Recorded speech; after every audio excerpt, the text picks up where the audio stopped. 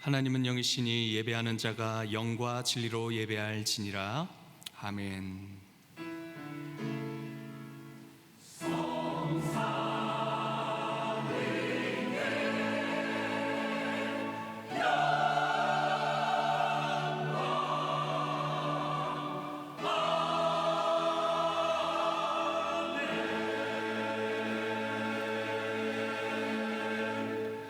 자기의 죄를 숨기는 자는 형통하지 못하나 죄를 자복하고 버리는 자는 불쌍히 여김을 받으리라.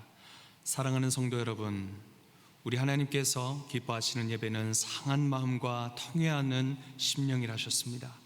이 시간 성령께서 우리의 마음을 살피셔서 깨닫게 하여 주시는 우리의 죄와 허물을 진실한 마음으로 주님께 고백하고 참회의 기도를 드리는 시간을 갖겠습니다. 다 같이 기도하겠습니다. 하나님 감사합니다. 보축한 노래를 이 시간에 불러주시고, 하나님 주님의 그 은혜 가운데 거하게 하신 하나님의 은혜 감사합니다. 하나님 이 시간 우리 가운데 주님의 우리 연약한 모든 죄악을 하나님 기억하게 하여 주시고 회개케 하여 주셔서 성령님 주님께서 찾으시고 하신 그 뜻대로 주님 하나님의 귀한 거룩한 성도가 되어줄 수 있도록 주여 도와주옵소서. 하나님 주 예수 그리스도의 보혈로 우리 모든 죄악, 우리 모든 배악한 행동 주 앞에 희게 되어진 역사 허락하여 주옵소서. 만일 우리가 우리 죄를 자백하면 저는 미쁘시고 의로우사 우리 죄를 사하시며 모든 불의에서 우리를 깨끗하게 하실 것이요 사랑이 많으신 하나님 아버지 감사합니다. 오늘 귀한 이 거룩한 주일 가운데 우리를 교회로 인도하여 주시고 하나님 앞에 예배드리게 하신 은혜 감사합니다. 하나님 지난 한 주간 동안 우리가 살면서 내 마음대로 나의 생각대로 하나님 늘 익숙해진 연약함대로 살아왔던 우리의 모든 죄를 주 예수 그리스도의 그 공로의 그 피로 하나님 그 은혜로 우리를 깨끗게 하여 주시고 용서하여 주시옵소서. 감사드리며 예수님의 이름으로 기도드립니다. 아멘. 전능하사 천지를 만드신 하나님 아버지를 내가 믿사오며 그 외아들 우리 주 예수 그리스도를 믿사오니 이는 성령으로 잉태하사 동정녀 마리아에게 나시고 본디오 빌라도에게 고난을 받으사 십자가에 못 박혀 죽으시고 장사한 지 사흘 만에 죽은 자 가운데서 다시 살아나시며 하늘에 오르사 전능하신 하나님 우편에 앉아 계시다가 저리로서 산자와 죽은 자를 심판하러 오시리라. 성령을 믿사오며 거룩한 공회와 성도가 서로 교통하는 것과 죄를 사하여 주시는 것과 몸이 다시 사는 것과 영원히 사는 것을 믿사옵나이다. 아멘. 하나님이 일어나시니 원수들은 흩어지며 주를 미워하는 자들은 주 앞에서 도망하리이다. 연기가 불려가듯이 그들을 몰아내소서. 불 앞에서 미리 녹음같이 악인이 하나님 앞에서 망하게 하소서. 의인은 기뻐하여 하나님 앞에서 뛰놀며 기뻐하고 즐거워할지어다. 하나님께 노래하며 그의 이름을 찬양하라. 하늘을 타고 광야에 행하시던 이를 위하여 대로를 수축하라. 그의 이름은 여호와시니 그의 앞에서 뛰놀지어다. 그의 거룩한 초소에 계신 하나님은 고아의 아버지시며 과부의 재판장이시라. 하나님이 고독한 자들은 가족과 함께 살게 하시며 갇힌 자들은 이끌어내사 형통하게 하시느니라. 오직 거역하는 자들의 거처는 메마른 땅이로다. 하나님이여 주께서 가난한 자를 위하여 주의 은택을 준비하셨나이다. 아멘.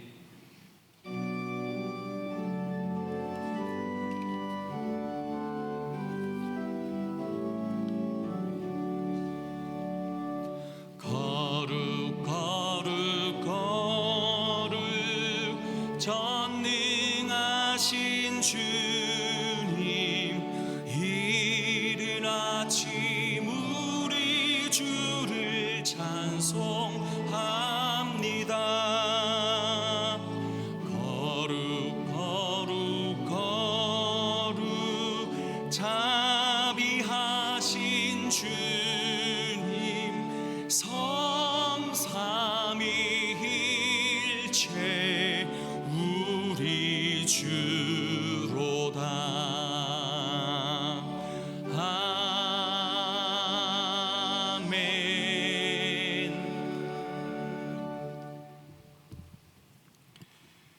전지전능하신 하나님 아버지, 감사합니다.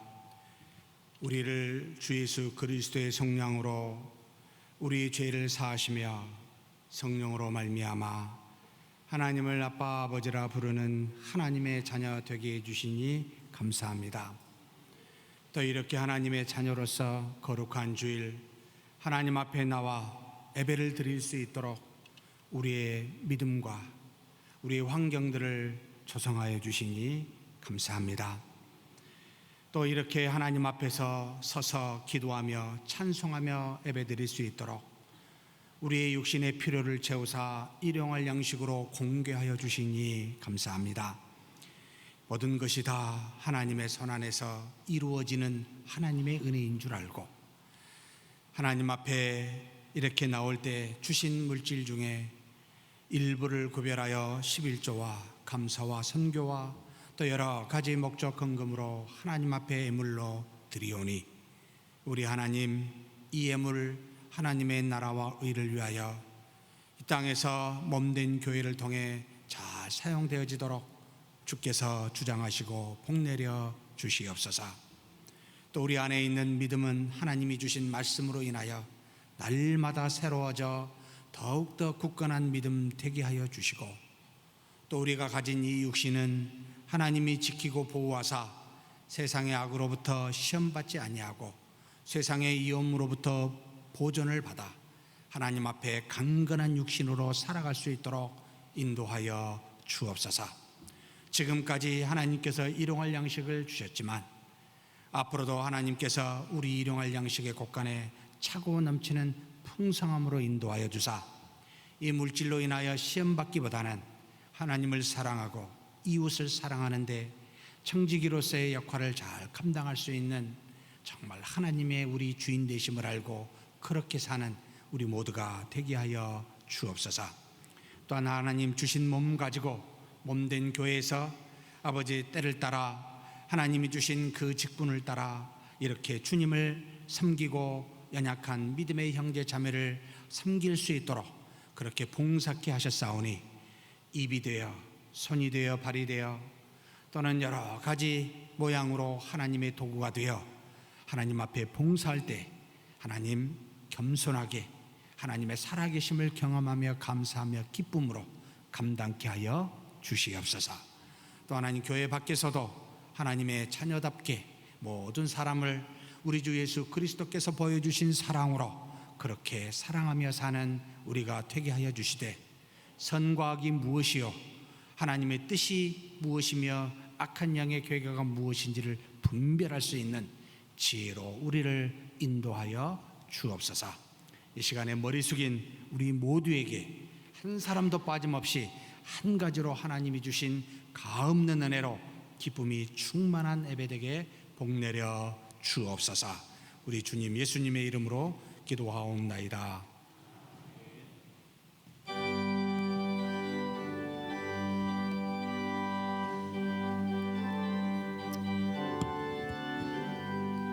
나의 죄를 씻기는 예수의 피밖에 없네. 다시 정케하기도 예수의 피밖에 없네. 예수의 흘린 피 날 희게 하오니 귀하고 귀하다. 예수의 피밖에 없네. 나를 정케 하기는 예수의 피밖에 없네. 사죄하는 증거도 예수의 피밖에 없네. 예수의 흘린 피 날 희게 하오니 귀하고 귀하다. 예수의 피밖에 없네. 나의 죄 속하기는 예수의 피밖에 없네. 나는 공로 없음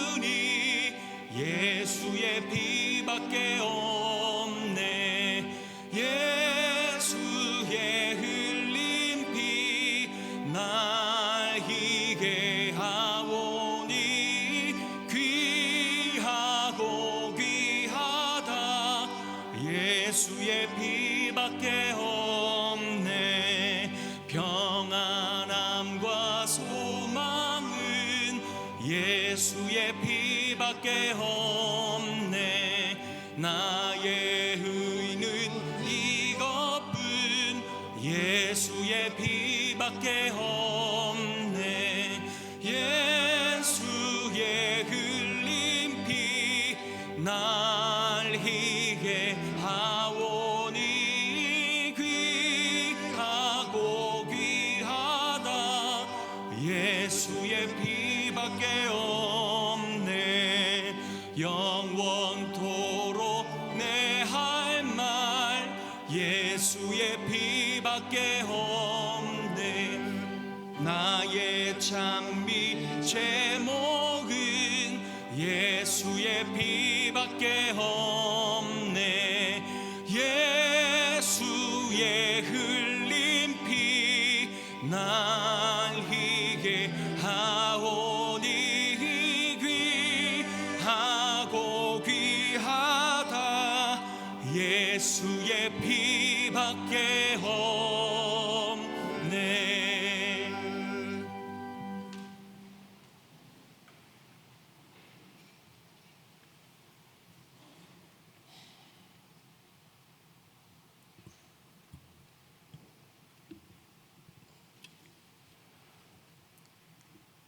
은혜와 진리가 충만하신 하나님 아버지, 주님의 크신 사랑으로 우리를 택하시고 예수님을 통해 구원하여 주시며 성령님을 보내시사 믿음을 주시고 거룩한 자녀로서 주님을 닮아갈 수 있도록 인도하여 주심을 감사하오며 존귀, 영광, 찬양을 드립니다. 녹음이 짙어지는 실록의 계절에 은혜 가운데 한 주간 자녀들을 고이 품어주시고 거룩하고 복된 주일 예배드리며 말씀으로 양육받고 성도 간의 사랑을 나누면서 주님과 교통하며 하늘나라를 맛보아 경험할 수 있게 해주심을 더욱 감사드립니다. 마음과 정성을 다하여 영과 진리로 예배하여 존귀하신 주님 홀로 영광 받으시오며 우리들에게는 은혜가 충만하며 주님이 주시는 생명의 말씀으로 심령이 새로워져서 세상과 죄를 이기고 경건하게 살 수 있는 힘을 얻게 하여 주시옵소서.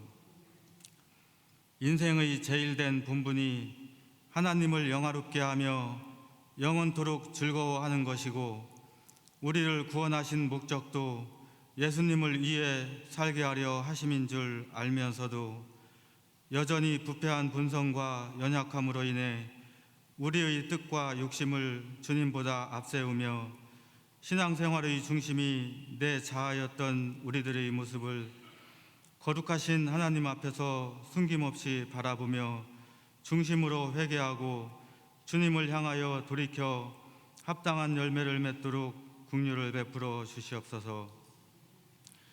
일찍이 서문교회를 세워주시고 부족한 저희들을 영광스럽게도 주님의 동역자로 삼으사 교회를 향한 하나님의 섭리를 이루어가게 하심을 감사드립니다. 그러나 우리들의 연약함과 어리석음으로 인해 교회가 사랑으로 하나 되지 못하고 분열하여 서로에게 상처와 아픔을 주어 주님의 구원 사역에 걸림돌이 되며 잘못된 열심이 오히려 십자가의 원수가 되지는 않았는지 깊이 되돌아보아 통회하며 회개하게 하여 주시옵소서.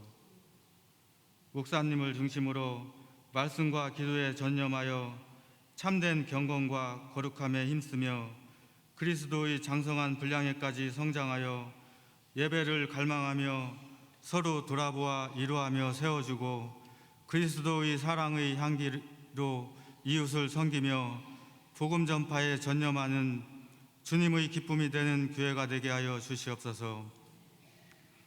예배, 양육, 봉사를 위해 섬기는 성도들에게 하나님이 함께 하시는 은혜를 더하여 주시옵고 특히 주일학교와 젊은이들을 이끄는 교역자와 교사들 성령 충만으로 붙잡아 주시사 말씀과 기도로 성장시키며 선생님들이 먼저 하늘의 풍성한 삶을 몸소 보여주어 이로 인해 시냇가에 심겨진 나무처럼 뿌리를 하나님께만 두는 복된 자녀로 성장할 수 있도록 이끌어 주시옵소서. 노령으로 연약해졌거나 질병으로 혹은 낙심이나 어려움을 당해 고통받는 성도들을 이루하사 새 힘을 주시옵고, 어느 곳에 있든지 늘 기도하며 이 자리를 사모하게 하여 주시사 같은 은혜를 입혀 주시며 강건함으로 같이 예배드릴 수 있도록 인도하여 주시옵소서. 말씀을 들고 단에 서시는 김석호 목사님, 성령 충만으로 온전히 붙잡아 주시사 주님이 주시고자 하시는 말씀을 분명하고 가감없이 전할 수 있게 인도하여 주시옵고, 우리들은 마음문을 활짝 열고 갈급한 심령으로 받아서 좋은 밭에 심겨진 씨앗처럼 많은 선한 열매를 맺게 하여 주시옵고, 이 말씀 의지하여 세상에 나가 또 한 주를 승리하며 주님께 영광 드리게 하여 주시옵소서. 또한 담임 목사님, 영적 지도자로서 사역을 감당하시는데 어려움이 없도록 영육 간의 강건함과 지혜와 가정의 평안을 허락하여 주시옵소서. 주님의 명령에 따라 복음과 사랑의 빚진 자의 심정을 가지고 세계 곳곳 복음 전파에 헌신하는 주님의 일꾼들을 온전히 붙잡아 주시고 동행하여 주시사 풍성한 열매로 영광 드리며 하나님의 임재하심을 날마다 누리면서 기쁨과 감사로 감당하게 하여 주시옵소서. 정성껏 준비한 할렐루야 찬양대의 찬송을 기뻐 받으사 홀로 영광 받으시기를 바라오며 우리 구주 예수 그리스도의 이름으로 간절히 기도드리옵나이다. 아멘.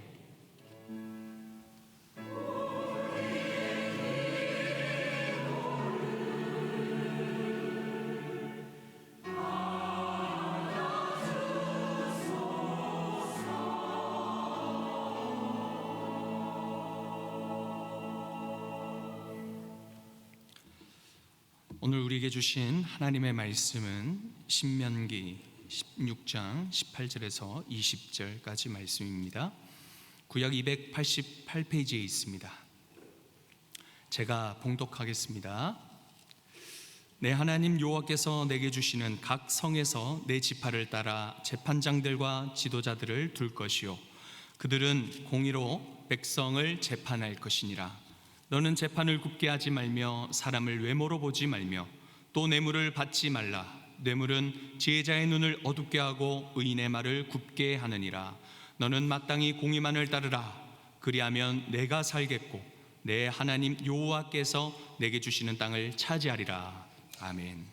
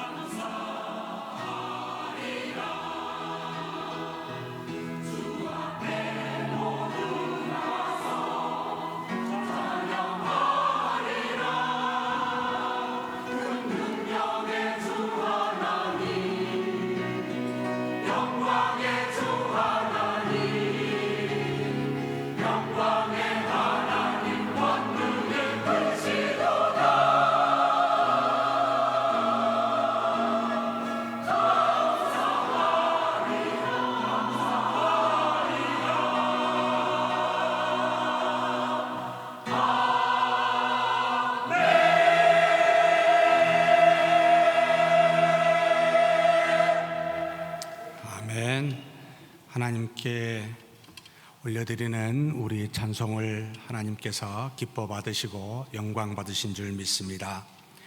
전지전능하신 하나님 아버지, 이 시간에 땅에 떨어지지 아니하고 영원히 변치 아니하는 하나님의 귀한 말씀, 우리의 영과 혼과 육을 골수까지 쪼개며 우리를 구원에 이르게 하는 지혜가 있는 하나님의 말씀, 이렇게 경청하오니 인간의 생각과 뜻이 있는 대로 드러나게 도와주시고 하나님의 뜻이 아닌 것은 전부 물리쳐 주시며 오직 하나님께 영광 돌리고 순수한 말씀만이 증거되어 우리 삶의 믿음의 반석 되게 하여 주시옵소서. 우리의 주님 예수님의 이름으로 기도하옵나이다. 아멘. 저에게 왜 구약의 말씀만 가지고 계속 설교하십니까? 라고 묻는 분이 계셔서 제가 간단하게 말씀드리겠습니다. 신약이든 구약이든 첫 번째로 하나님의 말씀이기 때문에 그렇습니다. 두 번째로 제가 설교하는 방식을 아시겠습니다만 2000년의 기독교 역사상 100년이 되지 않는 주제 설교를 제가 버리고 우리 믿음의 선배들이 거의 2000년 가까이를 설경으로 강해 설교하여 했던 것과 같이 하나님의 말씀을 설교자라 해서 제가 취사 선택하여 선택하기보다는 하나님이 주신 말씀을 전하는 것도 그리고 방식으로도 그대로 하는 것이 맞다라고 생각이 되어서 좀 유별나고 특별하게 생각될지 모르겠습니다만 계속해서 주어진 말씀을 있는 대로 지속적으로 하는 것이 맞다라고 해서 지금까지 진행해 왔습니다. 다만 신약이든 구약이든 한 권씩 하되 신약을 했으면 구약으로, 구약을 했으면 신약으로 한다고 제가 생각은 하고 있습니다만 중간에 무슨 바람 부는 대로 왔다 갔다 하는 일은 하지 말자.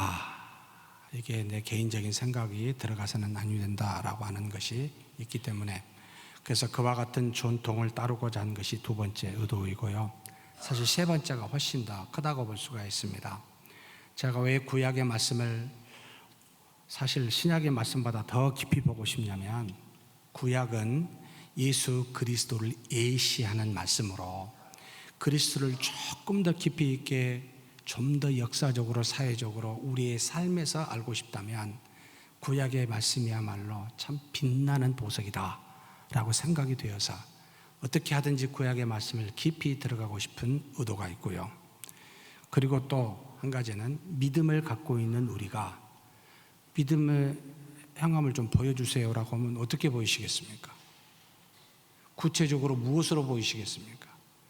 구약에 하나님이 행함으로 요구했던 낱낱이 세밀한 것들이 사실 그때는 능력이 없는 자들에게 행함으로 요구했지만 지금은 믿음의 능력을 가지고 있는 성령의 능력을 가지고 있는 우리에게 열매로 증거로 요구하여 나타내기를 원하기 때문에 그래서 어떻게 하든지 구약 백성과 같이 믿음의 표현이 잘 증거되는 우리 신약 백성이 되었으면 좋겠다 해서 구약을 계속 들어가서 사실 깊이 있게 보고 싶은 의도가 가장 큽니다. 그래서 구약의 말씀이 그리스도를 믿는 우리에 무슨 상관이 있습니까? 라고 물을 때마다 무엇을 어떻게 처음부터 설명해야 될까 그냥 답답함을 제가 느끼게 됩니다. 그래서 제가 구약을 말씀을 할 때마다 계속해서 신약과 연관시켜서 말씀을 드리고 있습니다. 여러분 어렵더라도 힘들더라도 하나님의 말씀이니 그것을 따라오셨으면 좋겠다 생각이 듭니다. 지난주 말씀에 신명기 16장 16절에서 17절 주신 복을 따라 그 힘대로 드릴지니라 라고 이 제목을 가지고 은혜를 나누었습니다. 성경 전체는 굉장히 큰 엄청난 하나님의 뜻과 의도와 계획을 말한 놀라운 말씀인데 이것을 축약하면 예수님이 증거하셨듯이 첫째는 뭐요? 하나님을 사랑하는 것이요 둘째도 내 이웃을 사랑하는 것이라고 이것이 선지자 하나님이 우리에게 주시는 말씀의 강령이라는 표현으로 우리에게 축약하여 말씀해 주었습니다. 여기에 초점이 있다는 거죠. 그런데 우리는 이런 말씀을 받고도 문제점이 뭐냐면 이것을 뜻을 알고도 행할 만한 능력이 없다는데 우리의 심각한 문제입니다. 우리 자신의 부패한 본성으로 인한 내적인 악함과 그리고 눈만 뜨고 밖으로만 나가면 하나님은 없고 오직 인간이 최고야 라고 말하는 우리 주변의 외적인 세상 환경이 악하기 때문에 우리는 순수하게 하나님이 우리에게 말씀하고 드러내 보여주신다고 해도 우리가 그렇게 호락호락하게 그 말씀을 순종할 수 있는 존재와 환경이 안 된다는 겁니다. 그래서 하나님은 하나님을 사랑하고 이웃을 사랑하는 구체적인 방법으로 십계명도 주시지만 그러나 이렇게 지키지 못하는 우리에게 그 환경과 자신을 알라고 그래서 대표적으로 우리 자신의 부패한 본성과 타락한 세상으로부터 오는 죄악을 막을 수 있는 방법으로 악의 모든 근원인 우상 숭배를 절대적으로 금하고 있습니다. 이게 같이 가지 않으면 불가능하기 때문에 그래 요청하신 것이지요. 또 이처럼 하나님의 명령과 계명과 법도를 택한 백성들로 잘 지킬 수 있도록 그냥 나를 사랑하고 이웃을 사랑하라 이렇게 말하면 이것도 너무 구체적이지 않기 때문에 하나님이 점점 들어가서 깊이 있게 그 방식이 무엇인지를 우리 지금 읽은 신명기를 통해서 가르쳐주고 있습니다. 무엇입니까? 말씀만 하시고 하나님은 하늘에서 계신 분이 아니라 때로는 당근과 같이 하나님의 말씀을 순종하면 복을 주심으로 그렇게 인도하시고 말씀을 어기면 하나님께서 채찍하사 그렇게 하나님께서 징계하심으로 돌이키게 하시는 그런 은혜와 경험도 있다라고 가르치면서 또 우리에게 하나님의 이름을 그 믿고 나올 수 있도록 거룩한 성전도 만들어주시고 또 안식일을 지키게 하시고 또 3대 절기를 지키게 하사 우리로 구체적으로 삶에서 하나님과 이웃을 사랑할 수 있는 방법들을 지속적으로 지금 가르치고 계십니다. 가나안 땅을 들어가기 전에 모세가 여기 남아있는 이스라엘 백성을 향하여 계속해서 장장 가르치고 있습니다.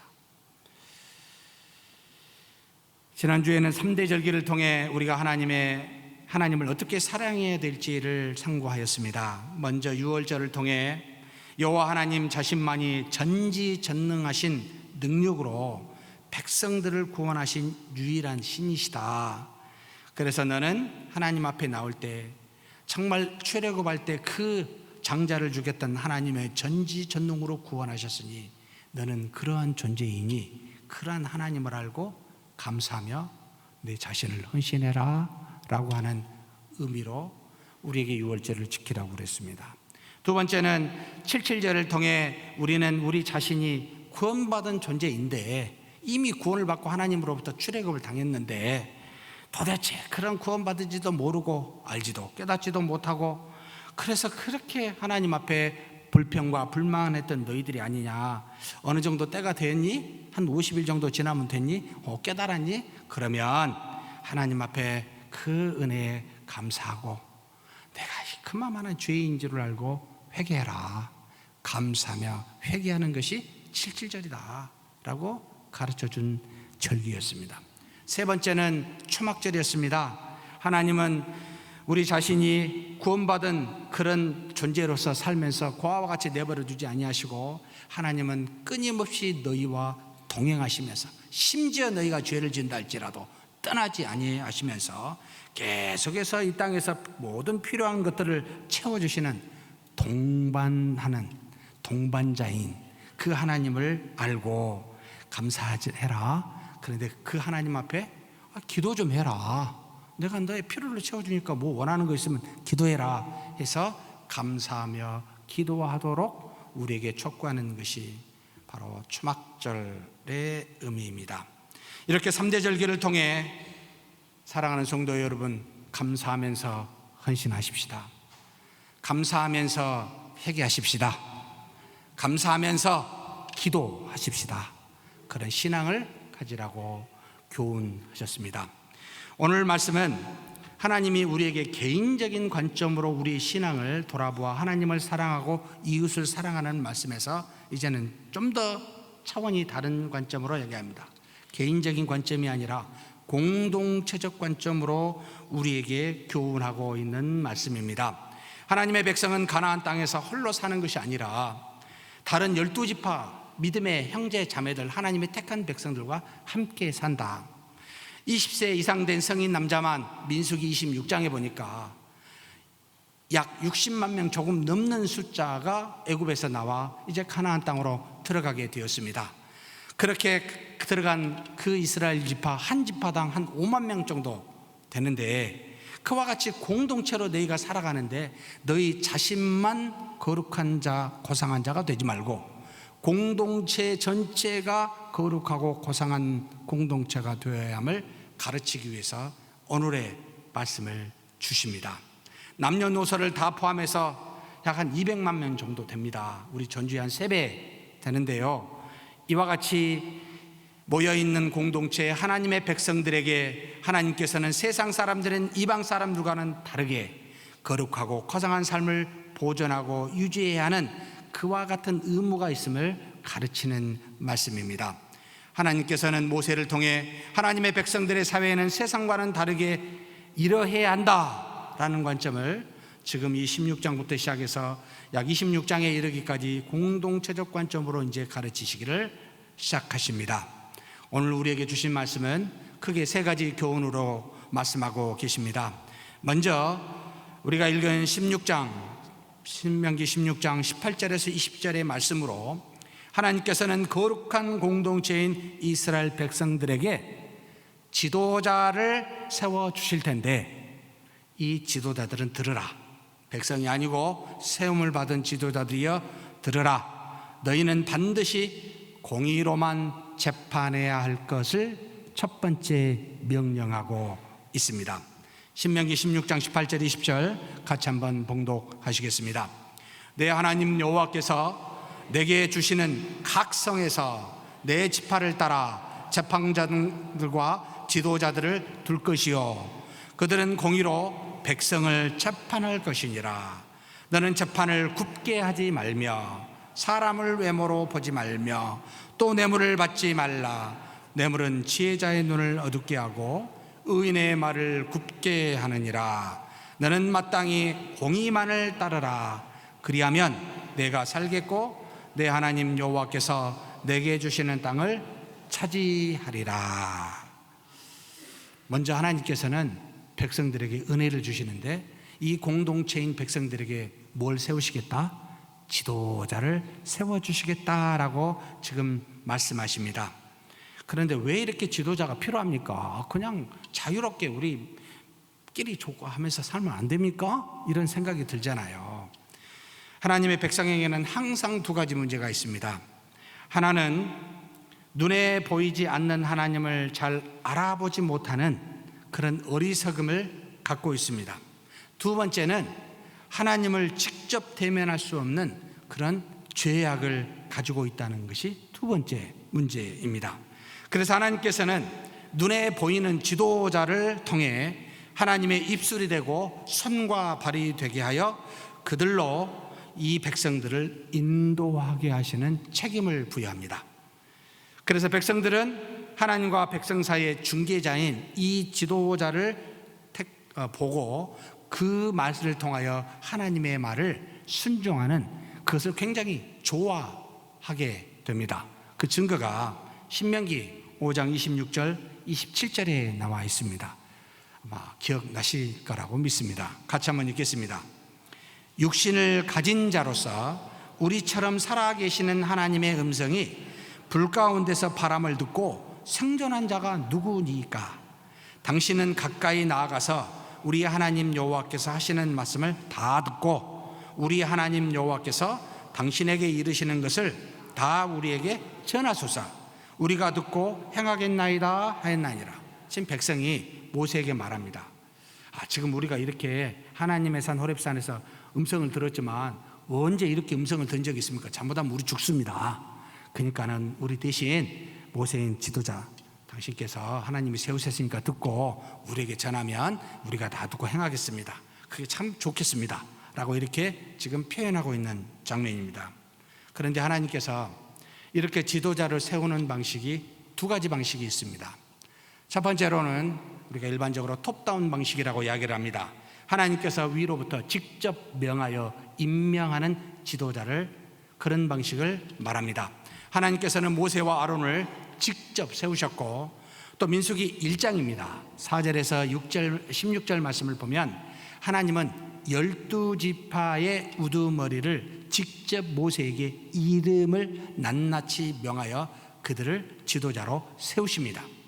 그래서 백성들로 하나님의 뜻으로 인도할 이 책임자는 하나님 자신이 직접 명하여 세우시고 그렇게 인도하고 계십니다. 오늘로 말하면 아마도 목회자인 주의 종들이 여기에 해당하지 않을까라고 생각이 듭니다. 그런데 이런 방식만 있는 것은 아니었습니다. 하나님께서 보통 어버브 방식이라고 우리가 부르는데, 마치 하나님께서 모세와 여러 백성들에게 명하여 너희들이 스스로 뽑게 하는 방식입니다. 민수기 11장 10절에서 17절 말씀이 아주 자세히 나와 있습니다. 하나님 앞에 나와 이 환경에 대해서 불평불만하는 백성들에게 이 문제를 어떻게 내가 다 해결합니까? 하나님, 모세가 그 이야기를 하나님께 기도하자 하나님께서 모세에게 너는 가서 백성에게 나아가 그 중에 70명을 장로를 뽑아 내가 할 일들을 함께 해라, 내 짐을 덜어라 라고 이렇게 명하십니다. 하나님께서 이름을 주어 명한 게 아니고 너와 백성들이 함께 모여 70명의 지도자를 뽑으라 라고 하는 거였습니다. 민수기 11장 16절에 이렇게 말씀하십니다. 그렇게 뽑은 지도자들에게 하나님께서 모세에게 임한 성령과 능력을 주어 모세의 짐을 덜어주시겠다라고 그렇게 말씀하십니다. 같이 한번 읽겠습니다. 여호와께서 모세에게 이르시되 이스라엘 노인 중에 내가 알기로 백성의 장로와 지도자가 될 만한 자 70명을 모아 내게 데리고 와 회막에 이르러 거기서 너와 함께 서게 하라.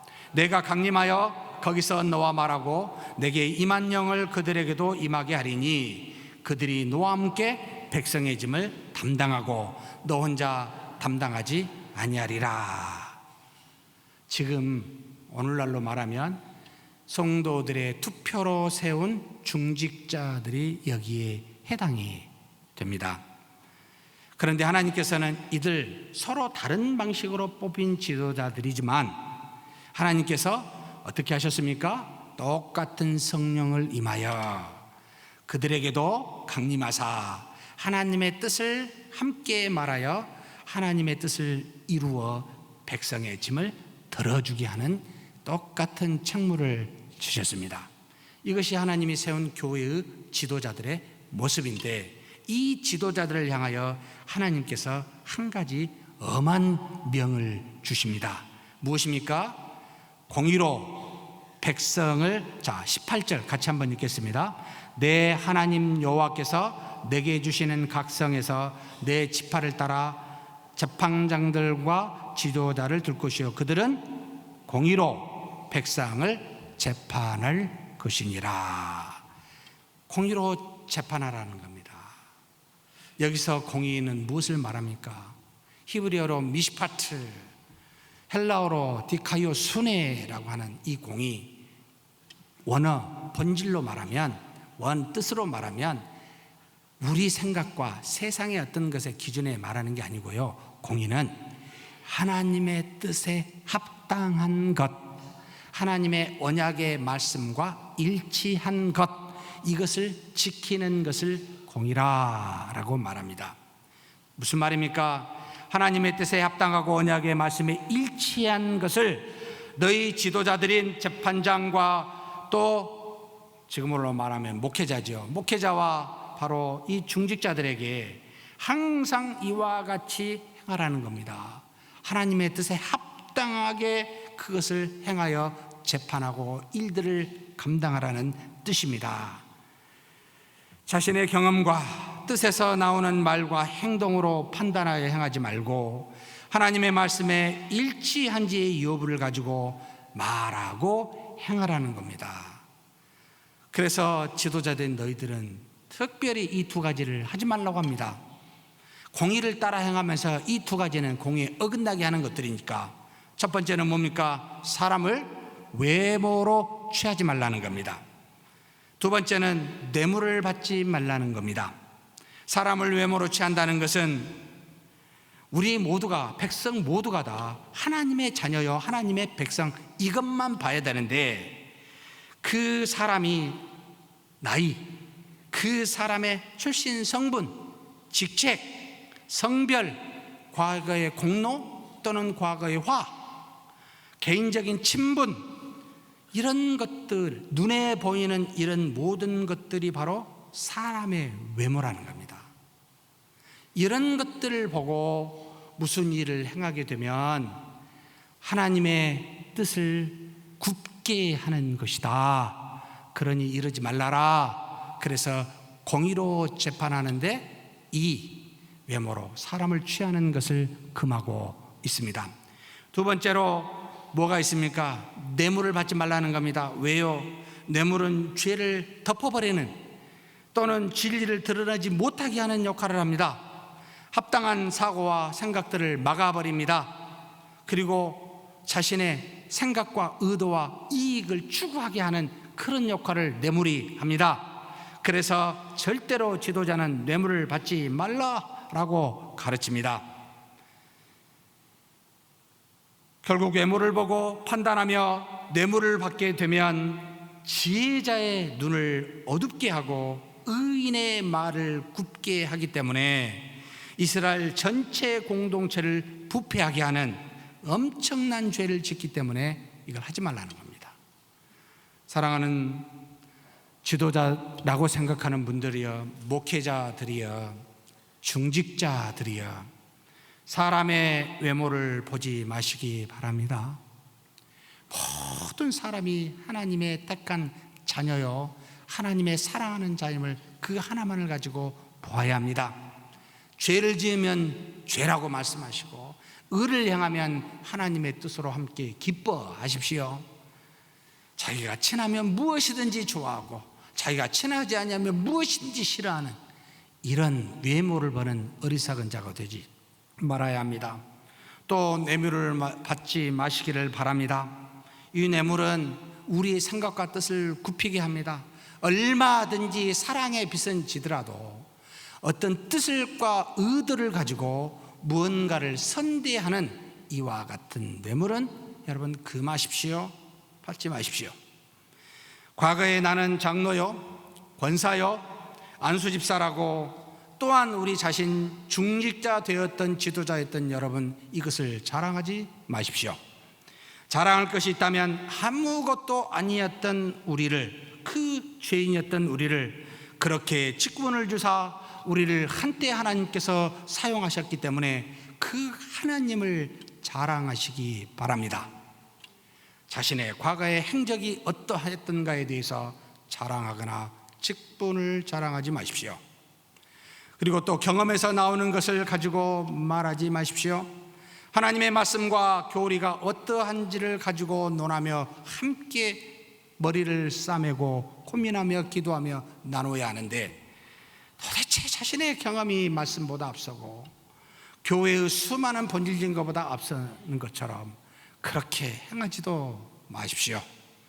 사랑의 빛은 우리가 얼마든지 서로 주고받을 수 있지만, 그러나 뭔가 의도와 뜻을 가지고 누군가를 대접하고 선대하려 하지 마시고 받지도 마십시오. 여러분, 우리는 우리 안에 하나님이 계시며 우리 밖에 이 모든 것을 바라보고 계시는 또한 하나님이 계십니다.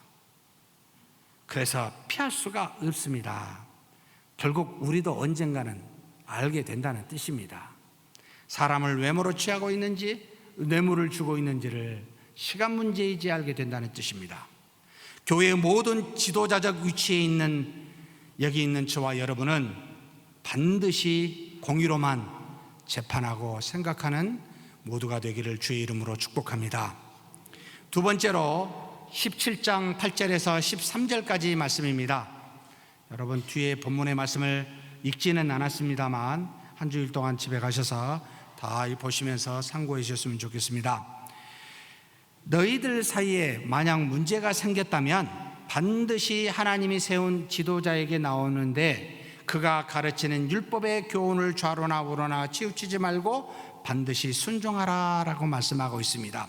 하나님은 먼저 지도자에게, 세운 지도자에게 공의로 재판해라 라고 말씀하시고, 이제는 백성들에게 무엇을 요구하십니까? 하나님이 세운 지도자들이 율법에 따라 말씀에 따라 교훈하면 순종하라 라고 두 번째 교훈하고 있습니다. 신명기 17장 9절에서 11절의 말씀입니다. 같이 한번 봉독하시겠습니다. 레위 사람 제사장과 당시 재판장에게 나아가서 물으라. 그리하면 그들이 어떻게 판결할지를 내게 가르치리니 여호와께서 택하신 곳에서 그들이 내게 보이는 판결의 뜻대로 내가 행하되 그들이 내게 가르치는 대로 삼가 행할 것이니 곧 그들이 내게 가르치는 율법의 뜻대로 그들이 내게 말하는 판결대로 행할 것이요 그들이 내게 보이는 판결을 어겨 좌로나 우로나 치우치지 말 것이니라. 하나님께서 백성들에게 지금 두 가지를 요구하고 있습니다. 무엇입니까? 하나님이 이처럼 세운 지도자들이 있는데 그들이 왜 세워졌느냐? 너희들이 누군가 싸워서 다툼이 생겨서 피 흘리고 문제가 있다면 우리가 살다 보면 그런 일이 생길 수 있습니다. 그런데 그 문제를 가지고 어디로 가야 됩니까?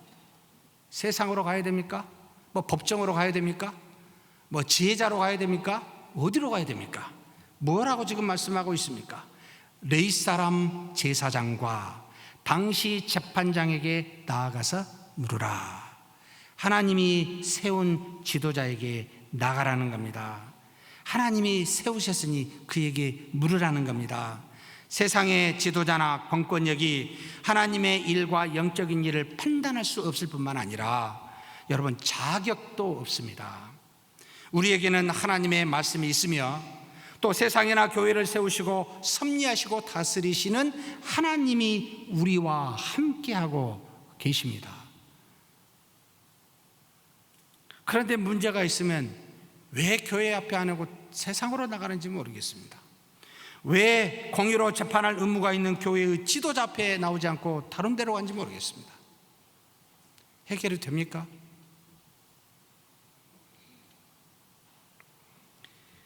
반드시 하나님이 세운 교회와 그 지도자 앞으로 나아오십시오. 두 번째로 뭐라고 백성들에게 요구하고 계십니까? 하나님이 세운 지도자들의 말을 좌로나 우로나 치우치지 말고 반드시 순종할 것을 요구하고 계십니다. 하나님은 그들을 눈에 보이는 이 지도자를 눈에 보이는 대리자로 세워서 백성을 통치하게 하셨습니다.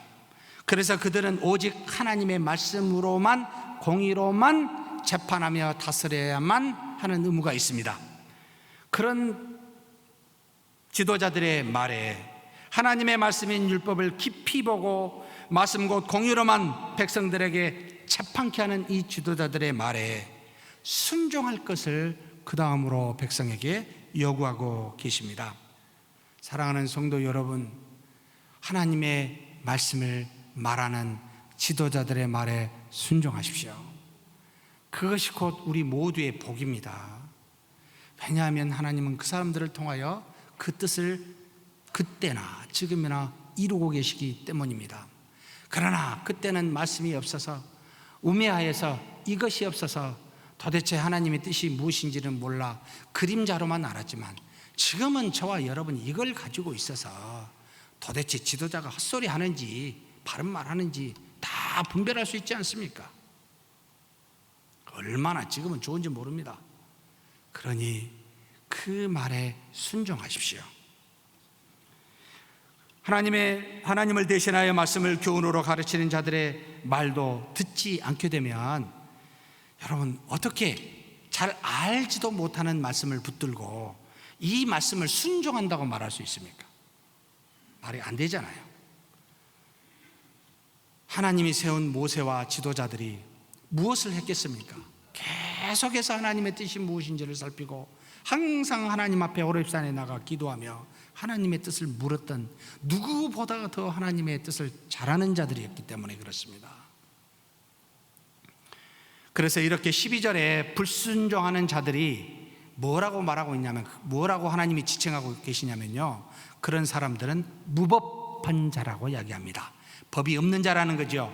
말씀이 없이 그대로 행하는 사람들을 지칭하고 있습니다. 이들은 자신만 무법한 것이 아니라요, 공동체 안에서 다른 사람에게도 영향을 끼쳐서 불순종하게 하여 무법하는 자가 되게 합니다. 그래서 하나님은 이들을 죽여서 이스라엘 백성 중에서 이 악을 제거하라라고 지금 명령하고 계십니다.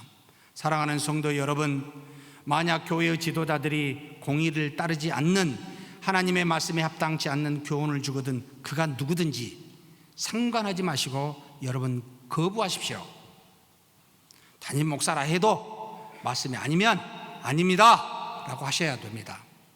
근데 반대로 하나님의 말씀이면 그것이 아무리 어렵고 힘들더라도, 하나님의 뜻에 합당하면 아무리 익숙하지 않는 거라도 여러분 순종하는 것이 맞지 않습니까? 내가 과거의 경험의 신앙생활을 이렇게 했기에 이것이 익숙하니까 이게 불편하다고 이걸 바꿔달라고 이야기하는 것이 옳을까요? 그런 일이 우리 교회 안에 참 많습니다. 지금은 오지 않습니다만 제가 1년차 때 얼마나 이 소리를 많이 들었는지 모릅니다. 여러분, 제가 누누이 이야기하지만 저는 여러분들의 종이 아닙니다. 저는 하나님의 종입니다. 하나님이 죽으라면 죽고 살라면 살고 가라면 가고 머무라면 머무릅니다. 제가 하나님의 뜻을 제대로 받들지 못하는 이것 때문에 고민하고 있는데, 제가 성도님들의 말을 듣고 움직이면 도대체 하나님의 뜻은 제가 언제 순종하며 그분을 그대로 증거할 수가 있겠습니까? 그런 종이라면 여러분 저를 쳐야 됩니다. 내보내야 됩니다. 정말 하나님 살아계시고 정말 말씀이 무서운지를 안다면 과연 우리가 해야 될 말과 해야 되지 않을 말들이 무엇인지 금방 우리가 지혜롭게 판단할 수 있지 않습니까? 우리 교회가 126년 동안의 수많은 경험을 통해 하나님과 하나님의 말씀이 어긋났을 때 생기는 문제가 무엇인지를, 사람이 중심이 되어 교회가 움직였을 때 문제가 어떻게 일어나는지를 누구보다 잘 아는 우리입니다. 다시는 인간에 의해서 지배되지 말자. 다시는 사람에 의해서 좌우되지 말자. 우리에게 주시는 66권의 말씀이 분명하게 있는데 이 한 말씀 붙들고 평생을 한번 살아보자, 이런 마음을 먹고 사는 저와 여러분이 되기를 주의 이름으로 축복합니다. 그러니 사랑하는 성도 여러분, 이 지도자들의 말에 순종하되 한 가지 제가 부탁드리고 싶은 것은 좌로나 우로나, 이 말이 무슨 뜻이냐면 첨가하거나 빼거나 하지 말라는 겁니다. 여러분, 거짓은 진리를 부정하는 것을 말하지 않습니다. 세상도 여러분 진리를 부정하지 않습니다. 근데 그것은 어떻게 한 줄 아십니까? 진리에다가 하나를 더하거나 진리를 하나를 빼서 진리를 왜곡하는 방식으로 여러분 진리를 거역합니다. 이것이 바로 현재 우리가 하고 있는, 정말 숱하게 하고 있는 우리의 모습입니다. 있는 대로 보시고 들은 대로 들으십시오. 그리고 더하지도 빼지도 말고 말씀하시면 예 하고 순종하는 저와 여러분이 되기를 주의 이름으로 축복합니다.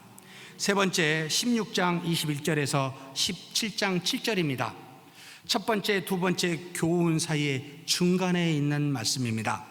하나님이 세운 지도자에게 공의를 요구하셨고 하나님이 세운 백성들에게 지도자에게 순종할 것을 요구하시면서 중간에다가 지도자들과 백성들에게 우상을 세우지도 말고 따르지도 말 것을 지금 명령하고 계십니다. 지도자들의 공의로운 심판과 백성들의 좌로나 우로나 치우치지 않는 순종은 바로 이 우상이 있게 되면 여러분 그 무엇도 안 되기 때문에 백해무익하게 돼버립니다. 이 우상 때문에 불가능하기 때문에 지도자에게 백성에게 동시에 이 교훈을 주고 싶어서 아마 중간에 둔 듯 싶습니다. 신명기 16장 21절에서 22절 말씀 한번 읽겠습니다. 내 하나님 여호와를 위하여 쌓은 제단 곁에 어떤 나무로든지 아세라상을 세우지 말며 자기를 위하여 주상을 세우지 말라. 내 하나님 여호와께서 미워하시느니라 라고 말씀하고 있습니다. 하나님은 먼저 지금 지도자들에게 이야기하십니다. 뭐요? 야, 하나님이 세운 제단, 하나님이 세운 교회에 여러분 거기다 우상을 둘 만한 사람이 백성이겠어요? 지도자이겠어요? 백성이 함부로 못 세우잖아요. 지도자들입니다. 절대로 어떤 나무로든지 아세라상을 세우지 말라. 아니 어떻게 지도자들이, 제사장들이 이런 일을 할 수 있습니까? 라고 생각이 되죠. 제가 조금 설명을 덧붙이면 아 그렇겠구나 생각이 됩니다. 여러분, 이스라엘 백성이 가나안 땅에 들어가 이 가나안 땅의 백성들이 믿고 있는 게 있었습니다. 그들은 농경 민족으로서 열심히 일하며 농업으로부터 열매 맺는 것으로 먹고 살았기 때문에 태양신이라고 하는 바알신을 너무나 잘 믿고 그것으로 농사를 지었으니까 그들은 생활에 밀접하게 이 바알은 항상 믿고 따랐습니다. 지금도 우리 한국에서 배를 타고 밖에 어디 나가면 뭐 하죠? 고사. 뭐 차를 새로 사면 뭐 하죠? 고사. 참 똑같죠. 그죠? 생활에 밀접하게 먹고 사는 문제는 바알이 필요했습니다. 가정에는요, 누가 필요했냐면 다산. 가장 큰 복은 자녀를 많이 낳는 거였어요. 그러니 다산의 신 아세라, 그분을 또 함께 두면 얼마나 가정에 복이 있습니까?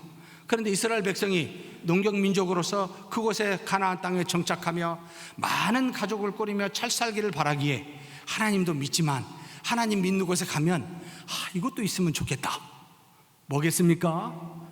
이 바알도 좀 있고 아세라도 좀 있고, 물론 하나님처럼 크게 세우지는 말고 살짝 놔두면 한꺼번에 믿으면 좋지 않겠어요? 이왕이면 다 엉치 말라고 교회 와가지고 하나님만 믿고 가지 말고 이것저것 함께 가면 좋지 않냐고. 너무나 쉽게 이렇게 생각합니다. 이런 일을 지도자가 한 거예요. 하나님의 제단 곁에 어떤 나무로든 아세라상을 세우지 말라. 우상을 절대로 어떤 이유로든 세우지 말라는 겁니다. 하나님 곁에 하나님과 유사한 어떤 것도 두지 말라고 명령하고 있습니다. 사랑하는 성도 여러분, 하나님은 한 분만으로 우리가 부족합니까? 하나님 한 분이 필요 충분치 않습니까? 여러분, 이 말 들어보셨지요? 차선이 최선의 적이라는 말. 우리의 유익이 최선의 하나님을 막고 있는 우상이 된다는 걸 여러분 아십니까? 항상 지도자들은 이것을 조심해야 합니다. 교회에서는 하나님 한 분만을 바라보고 하나님을 만나러 오는 것입니다. 장본 김에 떡도 좀 먹어야지요. 교회라는 곳에 왔으니까 일주일에 한 번 만나는데 좀 우리끼리도 좀 필요하지 않습니까?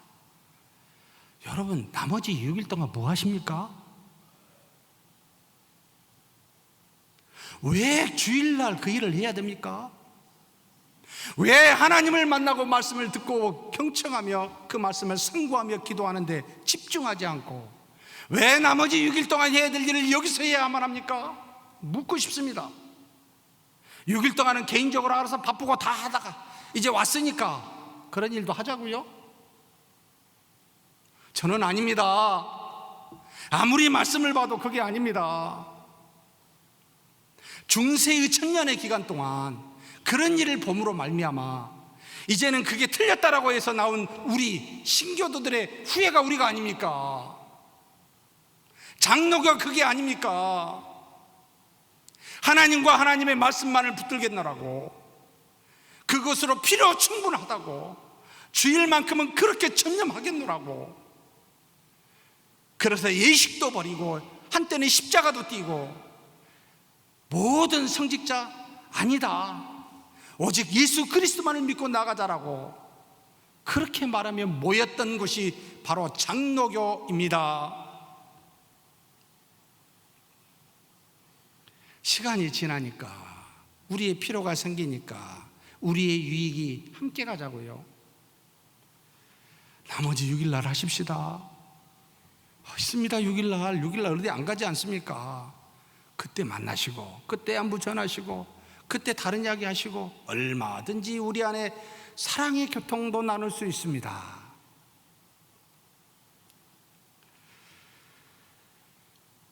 주일이 아닌 다른 날 교회 밖에서 얼마든지 그러한 교회 유익한 것을 할 수 있고 교제할 수 있으니, 여러분, 교회는, 주일은 하나님과 하나님의 말씀에만 집중하는 그런 저와 여러분 특별히 지도자들이 되시길 주의 이름으로 축복합니다. 그렇다면 여러분, 이 말은 무슨 뜻입니까? 우리 주변에 많은 유익한 것이 있습니다. 봉사, 복지, 교육, 정치, 이런 것들이 무슨 어느 위치에 두는 것이 옳습니까? 라는 질문을 하게 됩니다. 사랑하는 성도 여러분, 하나님 옆에 우상을 두지 않듯이 말씀 옆에 두어 말씀과 동등하게 여겨서는 아니 된다는 뜻입니다. 곧 교회의 본질과 믿음의 위치에 두게 될 때는 여러분, 곧바로 교회는 부패하게 됩니다. 이런 선하고 좋은 일이라고 하는 것들이 나중에 교회를 부패하는 원인이 됩니다. 가톨릭이 처음부터 여러분 우상을 섬긴 것이 아니라 무지한 모든 성도들에게 교육을 시키고자 그림을 그리고 상을 만들었던 것이 나중에는 말씀을 대신하고 하나님을 대신한 우를 범한 것이 우리의 역사입니다. 그러니 같이 두지 마십시오. 그렇다면 어디에 두어야 합니까? 우리가 믿는 것은 오직 삼위일체 하나님이며 하나님의 말씀입니다. 나머지는 모두 믿음에 따라 나오는 우리에게 주시는 은혜들입니다. 무슨 말입니까? 은혜는, 이 모든 것들은 믿음의 증거요, 하나님과 하나님의 말씀은 믿음의 대상입니다.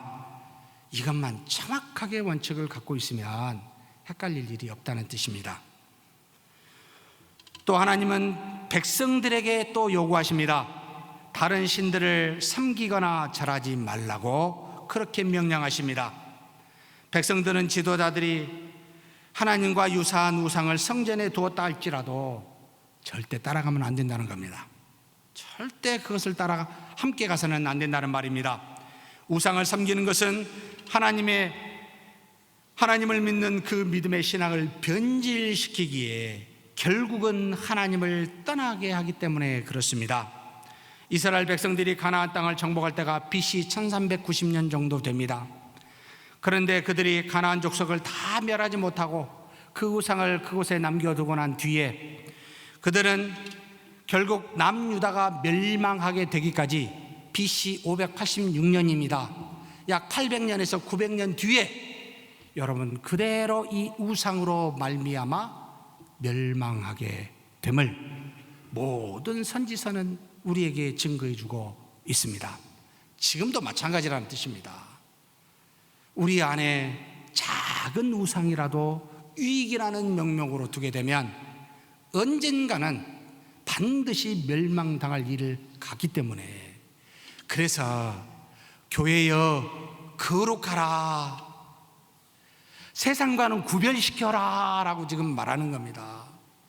세상을 미워하라는 말이 아닙니다. 버리라는 말도 아닙니다. 우리가 세상과 접하여 함께하면 너희들도 세상처럼 멸망할까 두렵기에 구별해라, 거룩해라 라고 먼저 요청하십니다.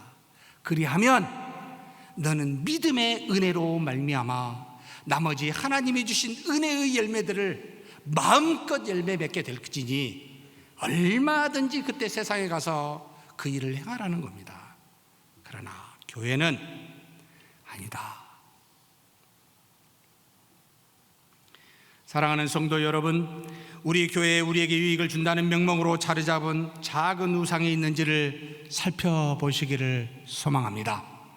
그리고 그런 것이 발견된다면 용납하지 않아야 합니다. 이런 사람들은 성경에 뭐라고 말합니까? 자세히 살펴서 두세 사람의 증인이 있으면 돌로 쳐 죽이라고 제하라는 겁니다. 지금은 주 예수 그리스도의 성령의 은혜로 말미암아 돌로 쳐 죽이는 그와 같은 징계는 없지만, 그리스도의 사랑으로 우리가 공의와 자비로 만나지만, 그러나 죄악된 행동은 반드시 제거해야만 합니다. 그렇지 아니하면 거룩한 우리 교회가 부패하기 때문에 그렇습니다. 세상에 유익한 걸 다 얻고도 하나님을 한 번 잃게 되면 다 잃는 것과 마찬가지가 아니겠습니까? 그러니 세상에 있는 것들을 다 버린다 할지라도 하나님 한 분만을 붙들고 그 말씀만을 순종하면 모든 것을 얻는 것이기에 그런 저와 여러분이 되기를 주의 이름으로 축복합니다. 전능하신 하나님 아버지, 감사합니다. 하나님께서 우리의 공동체를 위하여 지도자를 세우시니 감사합니다. 이 지도자를 통해 하나님, 그들에게 공의로 재판하라 하신 말씀처럼 하나님의 뜻에 합당한 것으로만 행하며 재판하는 모든 지도자들 되게 하여 주옵소서. 또 백성들에게는 지도자가 행하는 말하는 하나님의 뜻에 합당한 말씀을 듣고 순종하라 명하셨으니 모든 백성들이 하나님의 지도자의 말을 따르고 좌로나 우로나 치우치지 아니하는 순종이 있게 하여 주옵소서. 그러나 우리 모두가 다 우상을 두게 되면 다 멸망하게 될 줄 아오니, 작은 것이라 할지라도 우리 유익이 된다 할지라도 하나님과 하나님 말씀 외에 믿음의 대상으로 삼지 않게 도와주시고, 오직 믿는 우리는 하나님의 은혜의 증거로 그런 일들을 잘 감당할 수 있는 우리 모두가 되게 하여 주시옵소서. 우리 주님 예수님의 이름으로 기도하옵나이다. 아멘.